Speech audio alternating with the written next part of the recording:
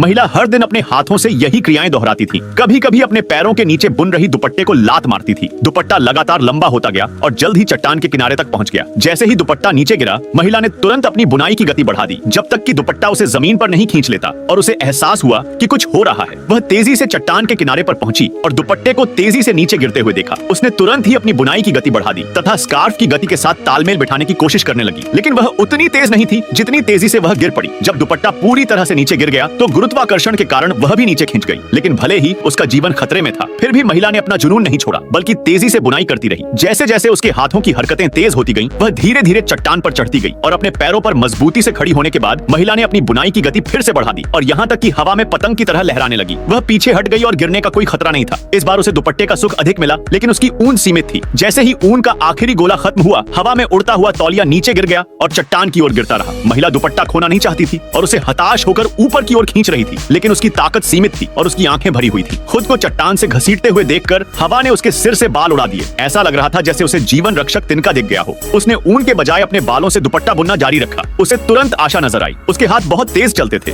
लेकिन बालों की लंबाई सीमित थी। जब तक उसके सारे बाल खत्म नहीं हो गए, उसे नया विकल्प ढूंढना पड़ा। हालांकि गिरता हुआ दुपट्टा निर्दयी था और उसे चट्टान के किनारे तक खींच ले गया। इस समय उसे अंततः याद आया कि कुर्सी के पास एक कैंची रखी हुई थी। वह अपने बाल कटाकर जीवित रह सकती थी, लेकिन उसका भाग्य उसके हाथ में नहीं था। दुपट्टा बहुत भारी था और उसके पास कोई विकल्प नहीं था। महिला ने इसका डटकर मुकाबला किया और अंततः उसे चट्टान से नीचे खींच लिया गया। थोड़ी देर बाद छोटे बाल वाली एक महिला धीरे धीरे चट्टान पर चढ़ती हुई आई। पता चला कि उसने अपने मुंह से अपने बाल काट लिए थे, इसलिए वह भागने में सफल रही। हालांकि बुनाई की शौकीन महिला ने बुनाई की सुइयां उठाई और अपने हाथों में बुनाई का काम फिर से शुरू कर दिया। इस समय उसे अंततः एहसास हुआ कि वह कितनी गहरी खाई में फंस गई है, इसलिए उसने बुनाई की सुइयों को चट्टान से नीचे फेंक दिया। इस बार अंततः वह मुक्त हो गई। वह धीरे से कुर्सी पर बैठी और जमीन पर पड़ी कैंची उठा ली, लेकिन वह कैंची के खुलने और बंद होने की टकराने की आवाज से परेशान थी, इसीलिए उसने अपने नाखूनों को लगातार काटना शुरू कर दिया। यद्यपि उसे नया जीवन मिल गया, लेकिन वह एक नए रहस्य में फंस गई।